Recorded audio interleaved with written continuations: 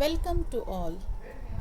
In the previous lecture, we saw the definition and meaning of hydrology. In today's session, we will study in detail about the hydrological cycle or water cycle. Among 9 planets, the Earth is the only planet gifted with large quantities of water in liquid, solid, and gaseous state. The water is found on the globe in various forms. In gaseous state, it is in the form of vapor and moisture. In solid state, it is in the form of ice, and in liquid state, it is in the form of water. It is found in various locations. For example, lakes, ponds, tanks, rivers, oceans, groundwater, soils, surface and subsurface rocks, living organisms, as water vapor in the atmosphere, as snow and ice in the high latitude, that is polar areas, and high latitudes, that is hills and mountain areas, etc. The water is important substance in the biosphere because it is able to dissolve almost all substances. It has great ability to store heat. It takes part in the nourishment of organisms, and it helps in the circulation of elements in the biosphere. There are various sources of water. It can be divided into 4 well-marked classes, that is atmospheric water, surface water, stored water, and groundwater. By the process of evaporation, water in its liquid form is converted into gaseous form or water vapor. Similar change of state from ice directly into water vapor is termed as sublimation. By condensation, water vapor passed into liquid state or water. However, if the temperature of water vapor is below the freezing point, it may pass directly into solid form or ice. This process is also called sublimation. By freezing, water may pass from liquid to solid state, and by melting, it may pass from solid to liquid state. The change of state from liquid to solid is called freezing, and from solid to liquid is called melting. In atmosphere, water occurs in the form of vapor or clouds, and on earth's surface as snow, ice, or as water in streams, lakes, and oceans. Below the surface, it occurs as soil moisture and groundwater. By different natural processes, the total water supply of the earth, excepting the deep groundwater, is in the constant circulation. Hydrological cycle is very important mechanism for various biological processes in the biosphere, because no life is possible without water. Though the interaction between vegetation and hydrological cycle is very limited, but the effect of hydrological cycle on the biosphere is enormous, because the vegetation is an effective medium for the circulation of sediments and chemical elements through biogeochemical cycles in the biosphere, and all these cycles become possible only through the movement of water.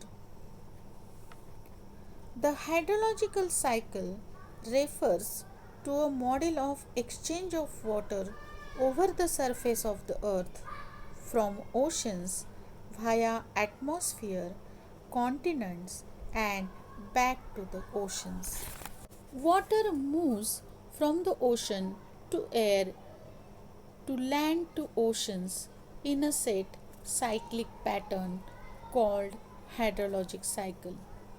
In other words, this cycle represents a continuous process of exchange of water from the earth's surface to the atmosphere and vice versa under the influence of solar heat.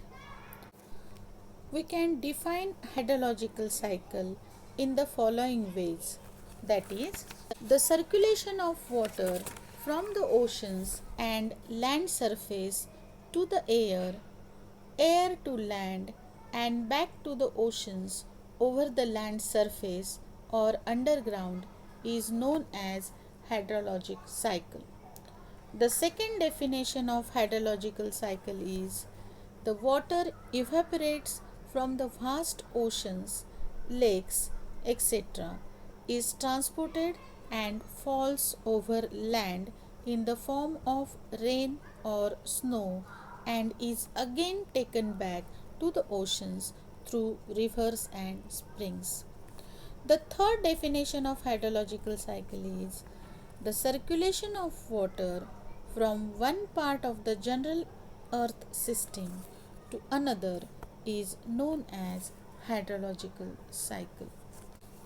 It is estimated that of the total available water, 97.3% is contained in the oceans and out of remaining 2.7%, most is in solid form. The amount of water actually available in the atmosphere is very minute fraction and estimated to be only 1 into 10 to the power minus 5 of the world's total water. The movement of water on the earth, that is, the hydrologic cycle, is rather complex, involving various interrelated loops. Water is transported in environment as evaporation, precipitation, etc. The factors which control the process of evaporation and evapotranspiration include wind, temperature, and humidity. It is a continuous process occurring day and night from ocean surface, ground surface, inland water like lakes and streams, plants and animal surfaces, and the cycle is continued. The hydrological cycle and its interaction with land consists of different processes. The essential components of the hydrological cycle are as follows. First is precipitation. Precipitation refers to all forms of water derived from atmospheric vapor and deposited on the earth's surface. Precipitation occurs due to the condensation of atmospheric water vapor. The different forms of precipitation are rain, hail, mist, and snow. Very often, the term precipitation is used indiscriminately to mean rainfall. The second component is infiltration. A part of the precipitation reaching the land surface enters the soil. The process whereby water enters surface strata of the soil moves downward is known as infiltration. The third essential component of hydrological cycle is runoff. The portion of the precipitation that makes its way towards streams, lakes, or oceans as surface or as subsurface flow is known as runoff. Surface runoff includes only the water that reaches the stream without first percolating into the soil.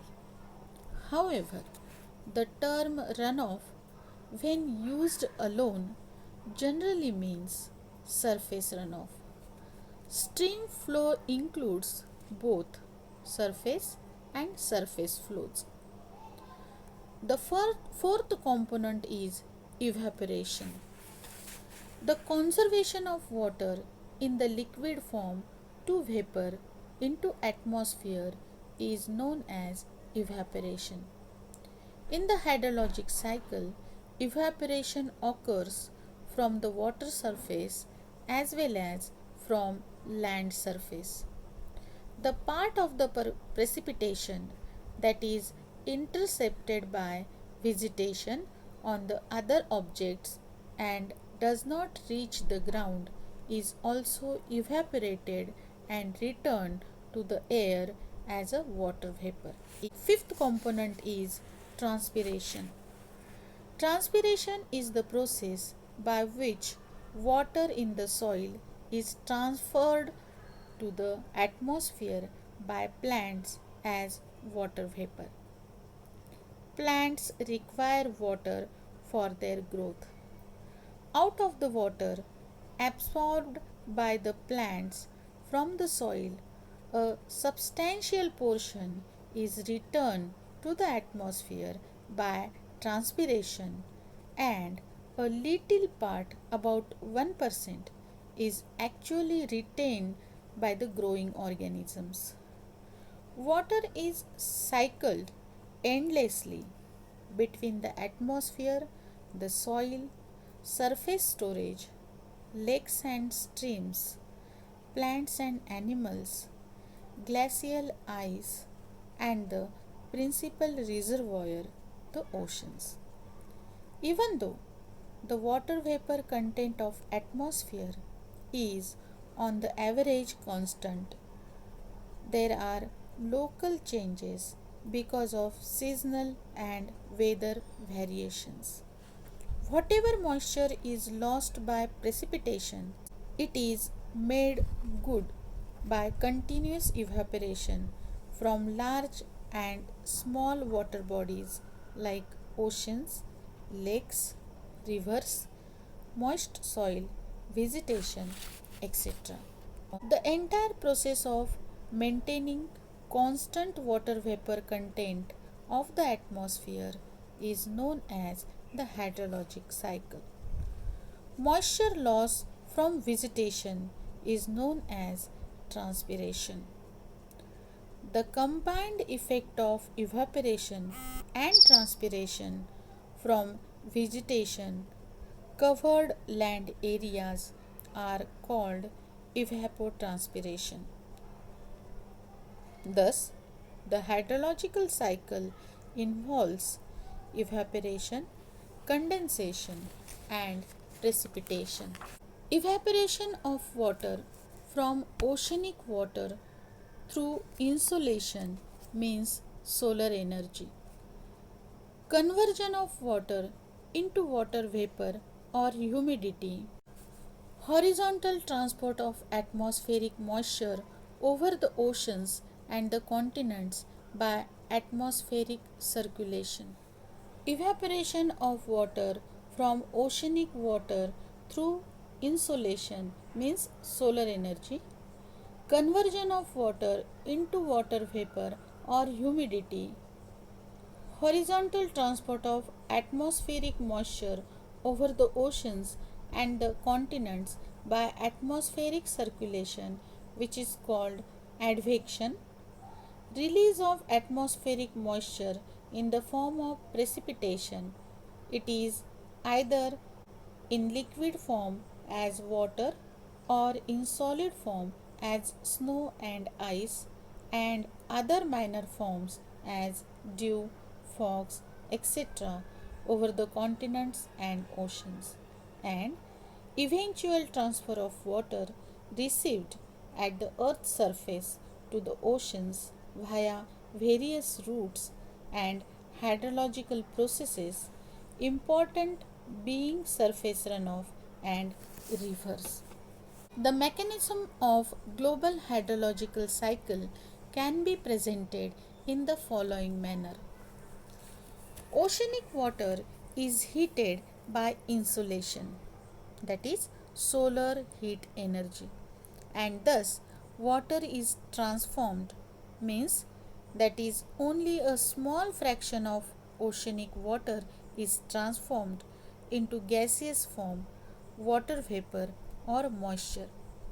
This moisture is horizontally transported across the oceans and over the continents by atmospheric circulation, means by winds. The air is cooled because of its ascent, and thus the moisture is released as precipitation over the oceans and continents. The precipitation falls on the land in a variety of ways. That is, some precipitation falls directly in the streams, lakes, and other bodies. This precipitation fall is called direct fall, which is directly disposed of back to the oceans. Some portion of rainfall is intercepted by vegetation. Some portion of this intercepted rainfall is evaporated from the leaves, and the remainder reaches the ground through the branches and stems of plants as stem flow or aerial streams. Some portion of rainfall reaches the ground directly as through fall. Some portion of rainfall is lost to the atmosphere through evapotranspiration from the vegetation. Some water is also lost to the atmosphere through evaporation from the lakes, ponds, tanks, and rivers. A sizable portion of rainfall reaching the ground surface becomes effective overland flow, which reaches the streams as surface runoff.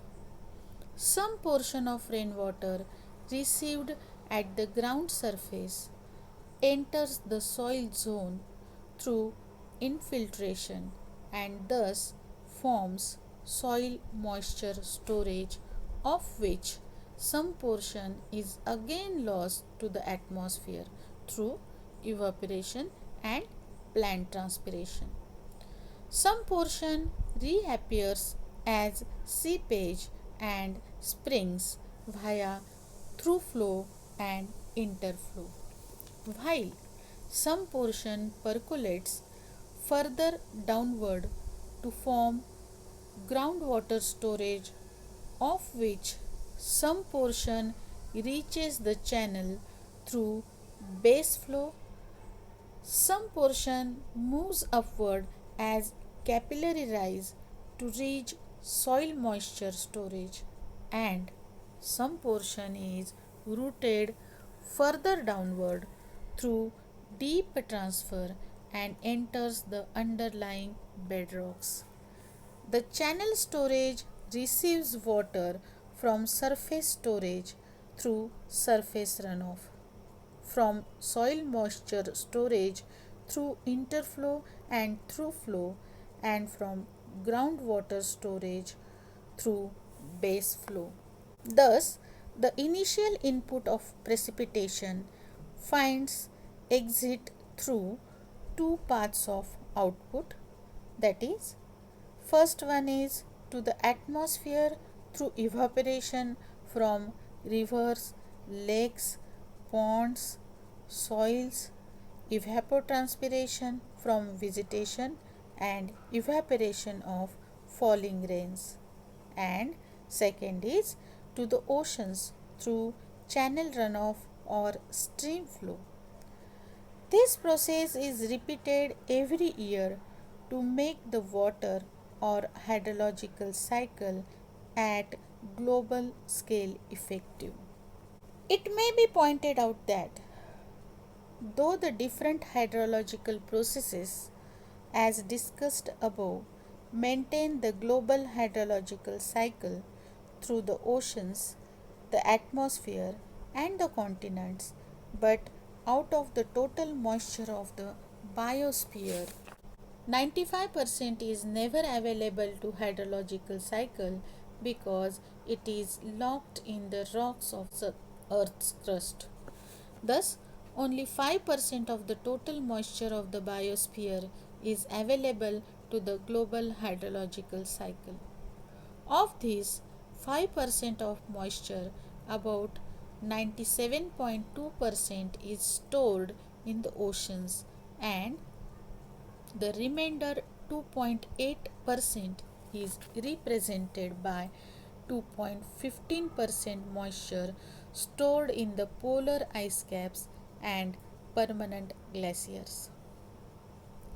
0.62% moisture in the form of groundwater which is in circulation and 0.03% moisture in the streams, soils, fresh water, lakes, saline lakes and inland seas.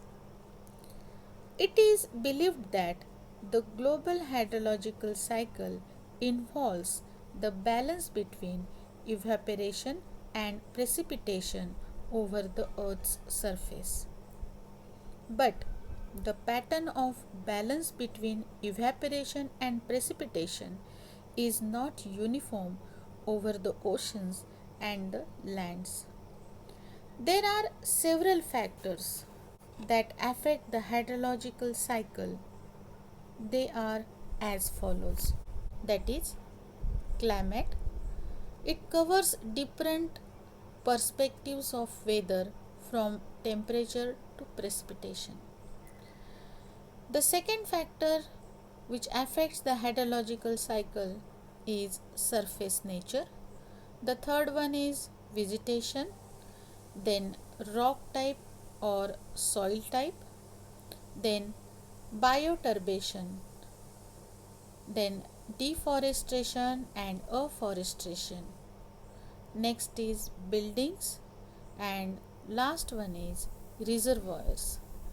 These are the factors which affects the water cycle. Human activities can influence the hydrological cycle in many ways. Man, through his ever increasing economic activities, affect various components of hydrological cycle in a variety of ways. He affects and modifies the internal processes of hydrological regime of drainage basin in a variety of ways. These modifications have both positive and negative effects. The input of precipitation in the hydrological cycle of a drainage basin is modified through cloud seeding. For induced precipitation or increase in input, atmospheric pollution, both increase and decrease in precipitation input, modified atmospheric circulation, that is, urbanization, induces vertical convective currents and thus increases precipitation. Forest clearance, it decreases in precipitation.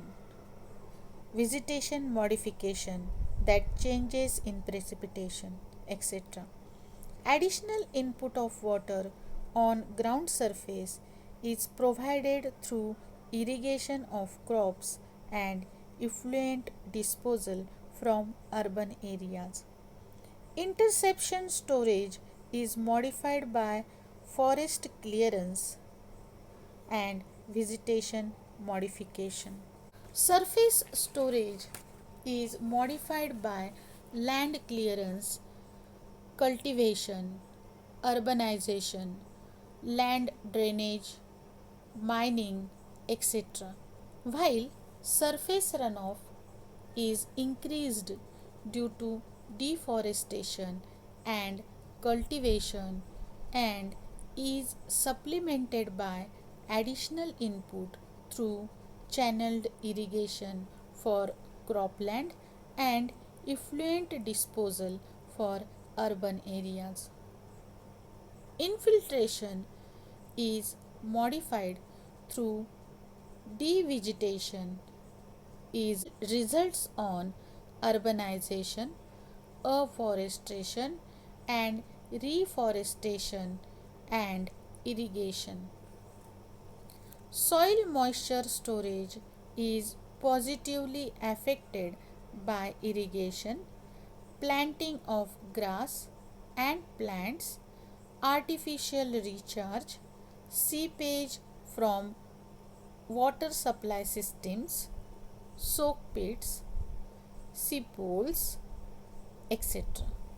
While it is negatively affected by the land clearance through deforestation, burning of grasslands, urbanization, etc. Groundwater storage is modified through extraction of groundwater for domestic use and irrigation purpose, while channel storage is modified through floodplain development, channel modification, river regulation, construction of dams and reservoirs, etc. Human activities like agriculture, industry, alteration of the chemical composition of the atmosphere, removal of groundwater from wells, construction of dams, deforestation and afforestation, water abstraction from rivers and urbanization alter and affect hydrological cycle. In this way, hydrological cycle denotes unending movement of water from the oceans to atmosphere, from atmosphere to land and from the land back to the oceans. The hydrological cycle may be characterized as an ongoing cycle without any known beginning or end. In fact, this cyclic movement of water is mainly responsible for the distribution of moisture over the earth's surface. It is also closely related to all weather phenomena. The impact of man's activities on different components of basin hydrological cycle may include increased flood hazard and other changes in regime, reduced availability of groundwater, deterioration of water quality, widespread eutrophication of water bodies and river systems in response to increased nutrients.